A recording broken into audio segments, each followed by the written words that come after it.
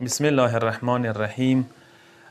مهم المنځونه یو المونځ ډیر زیات تاکید په شوی د روایتو کې معصومینو ډیر زیات تاکید په کړی د نماز وحشت قبر دی.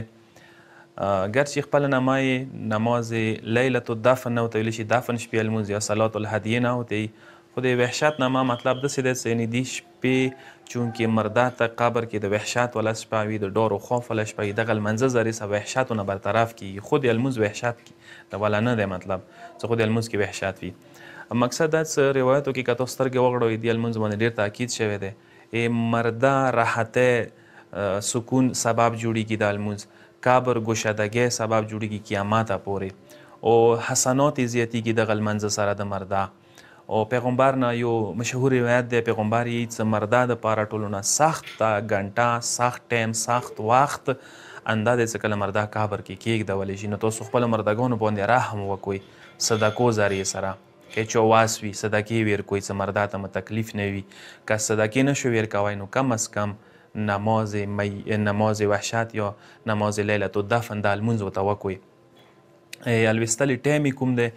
ټایم په باره کې راغلي چې کله مرده دفن شي شپې اول ټایم نه ونیسه سبې پورې ته کوی شي، سبې لمانځه پورې، خو بهترین ټایم یې دا دی چې مسخوتان لمانځه نه بعد وشي.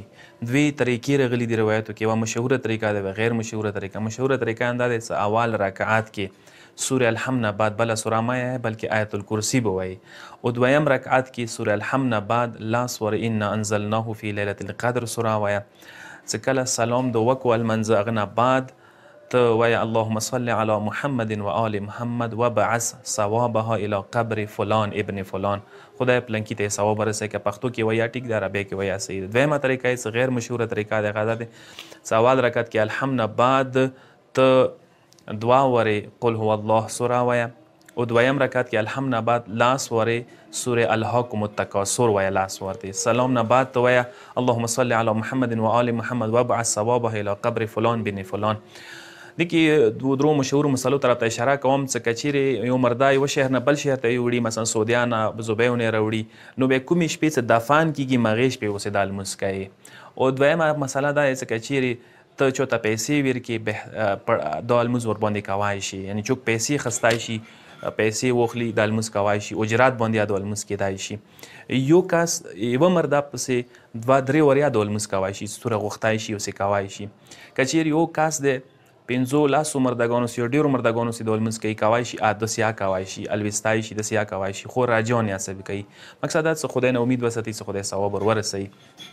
یوې مشهورې واقعې طرف ته اشاره کوم، اندې باندې ختمومه خبرې. ملا سلطان علي آبادي چې کوم دی د محدث نوري څه غټ مجتهد تېر شوی، دغه استاذ و، هغه به دا لمونځ هرې شپې مردګانو پسې کولو، هر څوک به مړ کېدل دي به ورسې کولو. یوه ورځ یو کس ورسه میلو شي مرګلی وي، هغه ورته وایي چې یو کس یو مرده مو خوب کې ولیدلو، تا یې پوښتنه کوله. ما ورته ویل چې هغه پوښتنه ویلې کوي، نو هغه دې وایي چې دې وجې نه زه عذاب نه باد شوی یم. څه داسې کار ده کولو؟ نو دا ورته وایي چې ما هغه مرده دپاره هم نماز وحشت کړی و. نو پس یاد وساته نن یې ته که چا دپاره وکړي سبا یې تا دپاره کیدای شي څوک وکړي. پروردګار علم د ایمو ټول مردګانو بخښي، پروردګار د مونې رحم وکړي، خدای د موږ ته دغو المنځو توفیق نصیب کړي. والسلام علیکم ورحمة الله وبرکاته.